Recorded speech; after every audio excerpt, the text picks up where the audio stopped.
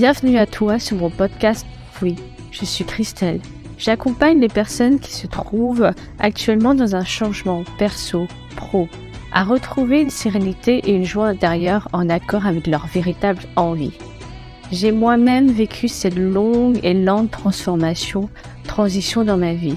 Tu traverses actuellement un bouleversement dans ta vie actuelle ne te convient plus, tu veux changer de métier, d'entreprise, tu veux quitter ton conjoint, ta conjointe, que tu te sentes perdu ou que tu aies peur de sauter le pas, d'aller vers le renouveau, mon podcast s'adresse à toi.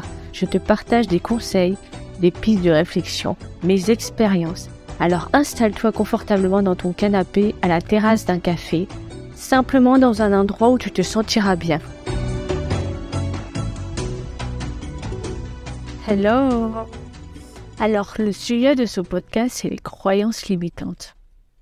Donc, c'est un sujet que j'ai déjà abordé lors de mon premier épisode. Mais pour moi, c'est un sujet qui est tellement important que je souhaitais l'approfondir. Donc, si tu n'as pas écouté du coup mon premier épisode, ce que je disais à l'intérieur, c'est que une croyance limitante, c'est une idée. C'est quelque chose qui peut sembler vrai pour la personne en question, mais du coup qui limite sa perception, la perception de elle-même, la perception du monde, la perception des autres. Et les conséquences, c'est qu'une croyance limitante, du coup, elle entrave en fait ta volonté à atteindre tes objectifs, tes rêves, tes envies, à réaliser ton potentiel. Par exemple, exercer un autre métier, bosser dans une autre entreprise, créer son entreprise. Imaginons que tu es intéressé par un homme ou une femme et que du coup tu souhaites l'aborder pour peut-être après une éventuelle relation. Les croyances limitantes peuvent du coup te bloquer. Tu as le rêve de voyager, de bricoler, je sais pas, de faire du zéro déchet, donc de prendre des palettes en bois et de bricoler un banc. Les croyances limitantes, justement, peuvent t'empêcher d'aller jusqu'au bout et d'atteindre, du coup, tes objectifs. D'où elles viennent? Elles viennent, pour moi, de tes expériences de vie. Elles viennent des influences culturelles, d'où tu viens en fait. Elles viennent aussi des normes sociales, des normes sociétales et des pressions familiales. Et bien sûr, en plus, elles peuvent être également renforcées par des pensées négatives ou par des émotions telles que la peur, l'anxiété et la colère. Qu'est-ce que ça occasionne au quotidien? En fait, ça occasionne une baisse de ton estime de toi-même, une dévalorisation. C'est-à-dire que tu vas te dire, je veux faire ça, mais non, je ne peux pas. Et là, je vais du coup te dire pourquoi tu ne peux pas. Parce que peut-être que tu vas penser en tant que personne qui a une croyance limitante, que tu es trop vieux ou trop jeune, que tu n'es pas assez intelligent, que tu n'as pas assez d'expérience. Combien de fois, imaginons, tu souhaites changer de métier ou tu souhaites changer d'entreprise et puis tu vas tu veux postuler pour d'autres offres d'emploi et donc du coup, tu vas chercher les offres d'emploi et par exemple, il est noté en tant que profil, une personne qui a un bac plus, peu importe, et qui a 2 à 5 ans d'expérience. Et toi, tu as 1 an d'expérience. Tu te dis, non, je peux pas postuler parce que voilà, c'est noté. Donc, du coup, j'ai pas les compétences. Donc, je suis pas assez intelligent. Donc tu abandonnes. Qu'est-ce que ça peut être? Je ne suis pas capable. Je ne suis pas assez. Donc, qu'est-ce que tu vas te faire? Et clairement, je l'ai fait. Je pense que je continue d'ailleurs à le faire. Mais j'en prends conscience. C'est se comparer aux autres, sans cesse. C'est voir leurs qualités. Mais par contre, toi, tes qualités, tu ne les vois pas. Donc, dis donc, elle, quand elle parle, mais qu'est-ce qu'elle est charismatique. Et puis son contenu, ce qu'elle apporte, c'est tellement intéressant. Et puis, je rêverais d'être comme elle. Par exemple, hein. Ça ne veut pas dire que toi aussi, tu peux tenir les mêmes propos. Mais c'est des exemples. Juste petite précision, l'autre est ton miroir. Donc, ce que tu aimes chez l'autre, ce que tu as envie, entre guillemets, chez l'autre, tu l'as en toi. Donc, si tu trouves que la personne est charismatique, si tu trouves que la personne elle est rigolote, si tu trouves que la personne, son contenu, elle a une valeur, qu'elle a cette prestance, et tu l'as en toi, en fait. Qu'est-ce que ça peut être sinon? Voilà, dans mon marché, par exemple, imaginons tu crées une entreprise. Je prends l'entreprise, voilà, que du coup de mon domaine, du bien-être et du développement personnel. Et ce qu'on peut entendre, c'est waouh, il y a de la concurrence. Il y a des thérapeutes partout. Il y en a qui font des soins énergétiques, il y en a qui font de la médecine chinoise, du yoga et autres. Du coup, non, il n'y a pas d'argent à faire, quoi. Donc j'abandonne. Or, juste là aussi, c'est ma petite touche personnelle.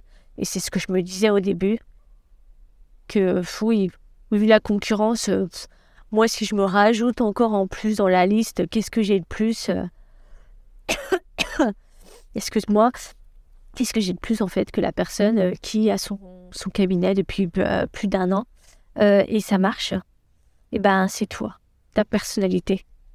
Comment tu vois les choses, comment tu t'exprimes, les messages que tu souhaites passer. On est tous différents. Et il y a une place pour chacun, en fait, dans ce monde. Qu'est-ce que ça peut être? Je n'ai pas assez d'argent. Là aussi, je vais prendre encore un exemple, un de mes exemples actuels. Je rêve de quelque chose.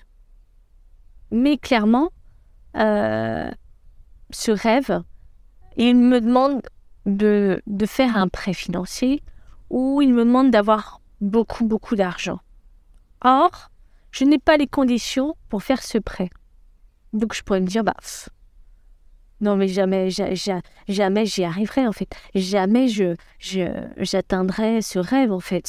J'abandonne parce que de toute façon, j'ai pas du tout les conditions et puis voilà, quoi, en fait. Sauf que on ne sait pas de quoi sera fait demain, en fait. Et je l'ai vu par expérience que il y a des chemins qu'on ne voit pas. C'est comme un cheval plutôt, qui a des œillères. Vous savez, les chevaux de trait, là. Voilà. Ils ont des œillères à gauche, à droite, justement pour éviter qu'ils partent dans tous les sens et qui gardent une ligne droite. Bon, nous, sans vouloir faire de généralité encore, on est comme ça. C'est-à-dire qu'on ne voit pas qu'il y a un autre chemin là, qui se dessine à gauche ou un autre chemin qui se dessine à droite. Donc moi, ce que je me dis par rapport à mon rêve, je me dis, ok, c'est-à-dire que ce rêve, je peux l'atteindre, mais d'une autre manière que je ne vois pas. Et c'est pas grave, en fait, j'ai juste, je dis bien juste parce que c'est toujours compliqué, mais en fait, j'ai juste à y penser, à mettre en place les actions que je peux mettre en place, ne serait-ce que des petites, et avoir la foi, en fait, en ça. Parce que quand on a un objectif en tête, on le garde en tête et on y va. Qu'est-ce que ça peut être? Cette personne, elle m'aimera jamais parce que je ne suis pas assez beau, parce que je ne suis pas assez belle. Pourquoi comment dire ça? Pourquoi on a ces croyances limitantes, en fait? C'est parce que, comme je t'ai dit au tout début, ça vient de notre passé. Ça vient de ce qu'on a entendu, de ce qu'on a vu. Ça vient des propos, de certains propos. Ça vient de plein d'informations, en fait. Et du coup, on s'est dit, ok, tac, je reçois cette information, je vois cette information, donc elle est véridique. Je vis cette information aussi. Ça peut être aussi quelque chose, une expérience qui a été douloureuse dans ton passé, en fait. Et donc, qu'est-ce qu'il va faire le mental? Le mental, justement, pour éviter de ressentir cette douleur, cette souffrance, de revivre cet événement douloureux qu'il a vécu auparavant, tac, il va stopper. Il va stopper le processus. Il va dire, ah non, il va pas là. Non, j'ai trop peur là. Bah non, attends. Si tu vas là jusqu'au bout là, si par exemple, tu crées ton entreprise ou, je sais pas, tu abandonnes tout pour faire une formation, mais attends, on ne sait pas du tout, est-ce que tu as les compétences? Et puis, qu'est-ce qui va se passer? Et puis, on va peut-être se retrouver sans argent et autres. Donc, il fait blocage, en fait. Il fait blocage complètement face à tes objectifs et à tes rêves. Donc là, je vais te donner une petite astuce sur libérer. Ça serait un peu compliqué parce que je pense, c'est mon avis, c'est comme les peurs. Est-ce qu'on se libère des peurs? Est-ce qu'on se libère des croyances limitantes? Peut-être au fil de la vie où on s'aperçoit que ah ouais d'accord, j'avais cette croyance limitante et puis en fait bah non, il s'est avéré que en fait non, ça s'est pas passé du tout comme ça et en fait ça s'est plutôt bien déroulé. Mais je pense que par contre, on peut les surmonter. C'est ok, j'ai cette croyance limitante, j'en prends conscience, mais du coup, tac, je passe au-dessus là, j'enjambe ma croyance limitante. Donc le premier conseil que je pourrais te donner, c'est prendre conscience de tes pensées au quotidien. Nous avons, je ne sais pas combien de pensées dans la journée. Je n'ai pas le chiffre, mais c'est énorme. Et je pense qu'il y a plein de personnes d'ailleurs qui savent combien on a de pensées. Il suffit juste d'aller sur un moteur de recherche. On a des pensées négatives comme positives, forcément. Et ce que tu peux faire, du coup, c'est essayer de... Hop, à quoi là je pense là? Du coup, ça te remet aussi, ça te replace dans le moment présent et hop là, c'était une pensée négative là. J'avais ce rêve-là et je me suis dit, ah ouais, mais non, là, c'est pas possible. Je veux le faire, mais non, mais je peux pas parce que machin truc. Hop là, et du coup, tu la contrecarres. Parce que du coup, par-dessus, c'est non. Ben non, je ne suis pas d'accord avec cette croyance limitante. J'arriverai à atteindre cet objectif. J'arriverai à atteindre ce rêve parce que je suis compétente, parce que j'y crois, parce que j'allais dire parce que je m'aime, oui, parce que j'ai de l'estime pour moi-même et parce que je... Peu importe ce qui te vient à l'esprit, les mots justes te viendront naturellement, j'allais dire parce que je suis forte, parce que... Voilà. Le deuxième conseil, c'est de les noter. Et de te demander si elles sont fondées, si elles sont réalistes. Parce que des fois, notre cher mental, qui adore rester dans la zone de confort, alors, je ne suis pas une personne qui critique du tout le mental, il m'a beaucoup servi, notamment l'année dernière. J'expliquerai ça dans un autre podcast, mais c'est pas le sujet de cet épisode. Mais c'est un équilibre. Voilà. Donc note-les et puis demande-toi, parce qu'il y a des fois où... Moi, des fois, je rigole justement, parce que plus tu prends conscience de tes croyances, plus du coup tu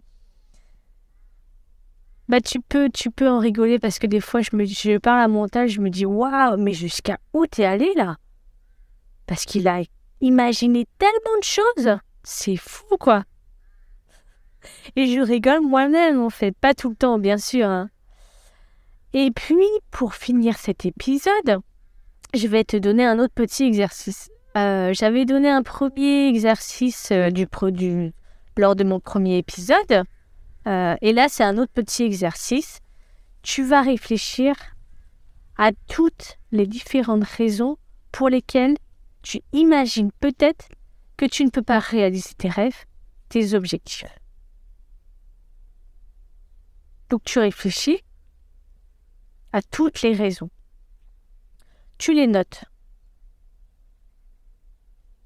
Et ensuite, du coup, toutes les croyances que tu as, tu les reformules en nouvelles croyances positives. Admettons, je prends un exemple. Je ne suis pas capable de faire une nouvelle formation, de quitter mon travail. Je suis capable. Je ne peux pas... je ne peux pas...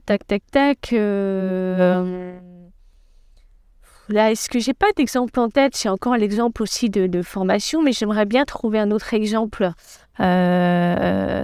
Je ne peux pas quitter mon conjoint ou ma conjointe parce que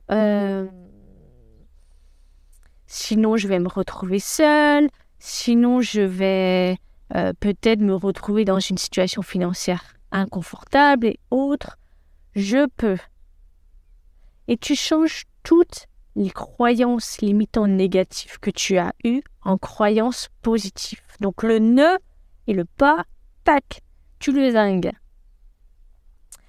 Et le dernier conseil pour ce podcast, c'est avant qu'une croyance limitante apparaît, fais le premier pas.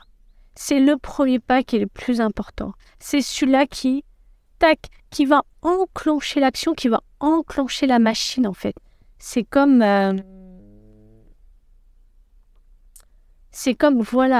une marche, en fait. Une marche, la première marche, c'est la première étape. C'est la première action qui va te permettre justement de te diriger vers ton objectif, vers ton rêve. Et pas à pas, petit à petit. Voilà. Si tu as aimé mon podcast, je t'invite à le liker, t'abonner, commenter. Je t'embrasse. Ciao.